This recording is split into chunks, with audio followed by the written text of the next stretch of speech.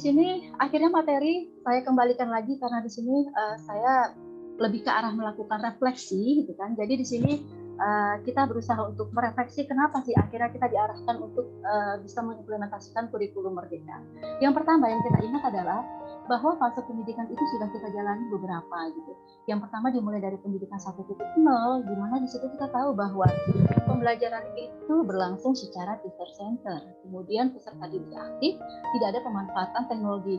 Mungkin untuk Bapak Ibu angkatan, kalau tidak salah saya tadi beda 1 tahun dengan Pak Yogi ya, berarti kita angkatan 80-an gitu ya, yang masuk sekolah itu bisa jadi di akhir-akhir tahun 80-an gitu, sebab saya masuk SD tahun 88. Nah, di situ kita tahu betul dan kita coba untuk mengingat kembali bahwa suasana kelas kita pada saat itu kita duduk, kemudian guru menyampaikan materi, memberikan materi.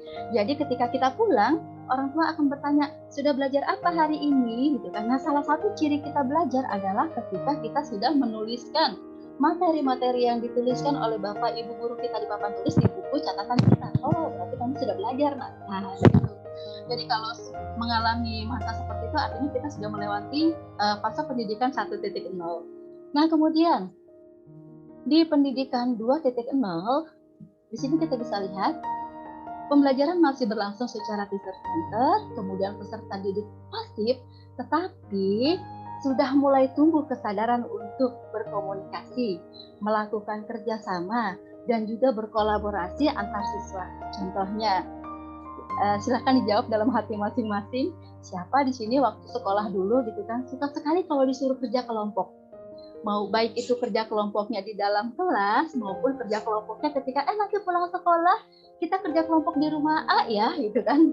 Nah, artinya di situ sudah ada keterlibatan siswa gitu kan untuk bisa melakukan pembelajaran di luar kelas atau di luar jam pelajaran. Nah, tapi evaluasi berupa hafalan.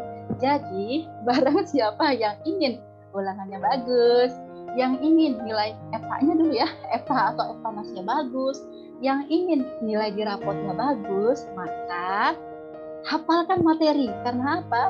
Jawabannya tergantung dari hafalan kita. Jadi kalau ingin dapat nilai 100 kalau ulangan, perbanyak hafalannya. Kan seperti itu ya.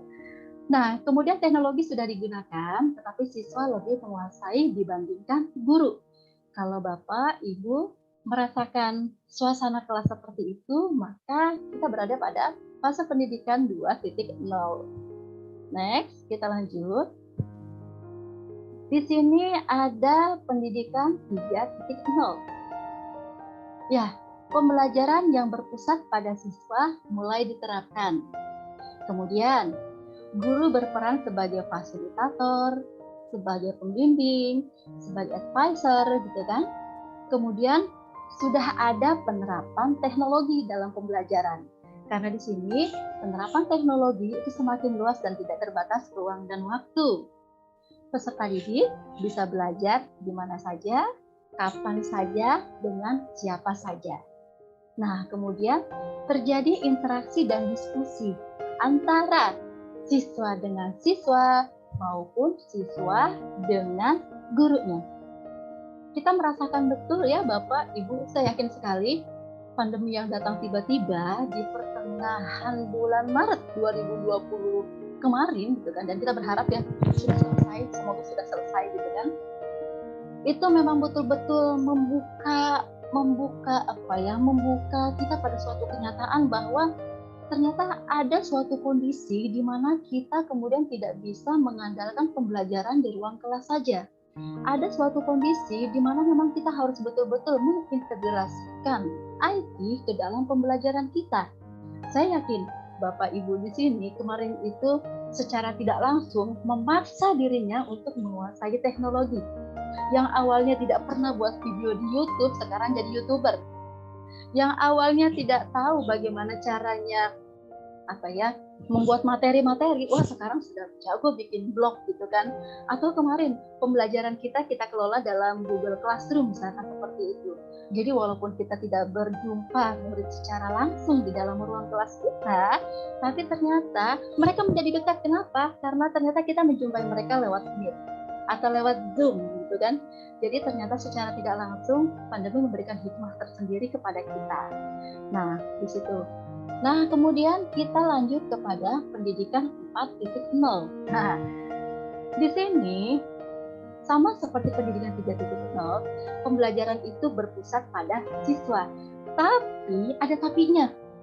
Diberikan keluasan atau siswa diberikan kesempatan untuk melakukan pembelajaran sesuai dengan minat dan kecepatan belajarnya masing-masing.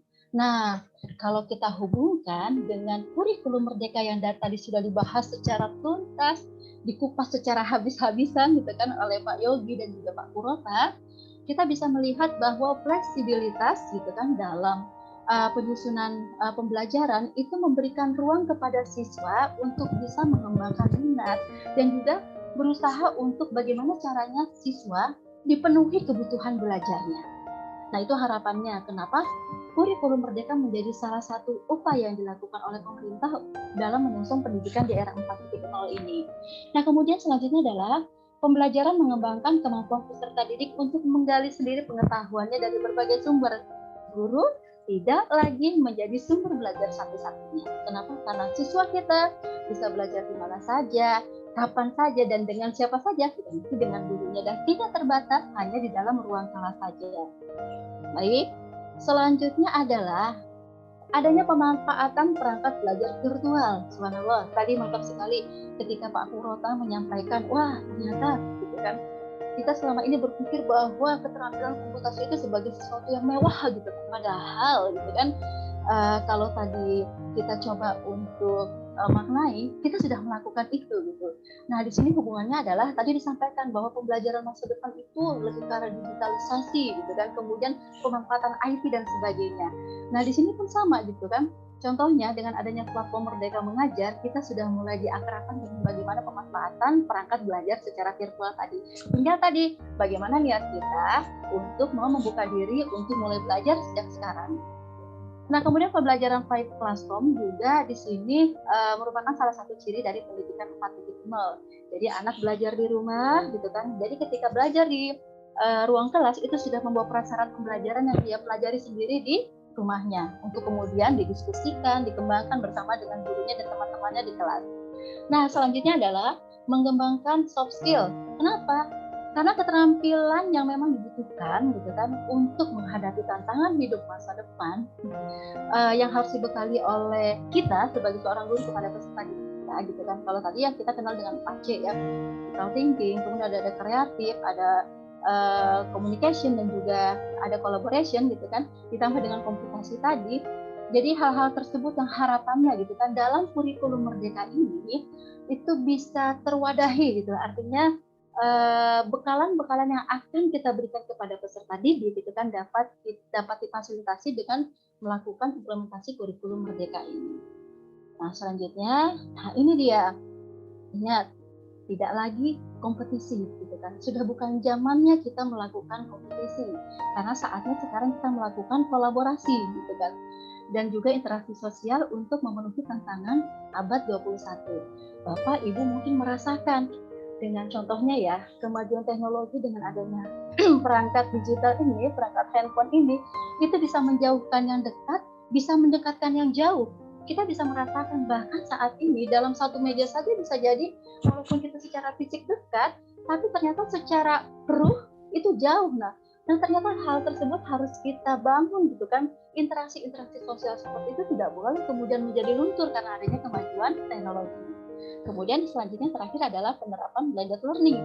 Jadi bagaimana kemudian memadukan pembelajaran antara daring dan luring, dan kita sudah belajar karena tadi hikmah dari pandemi mengantarkan kita pada kondisi di saat kita dituntut untuk bisa memadukan pembelajaran antara tatap muka dengan tatap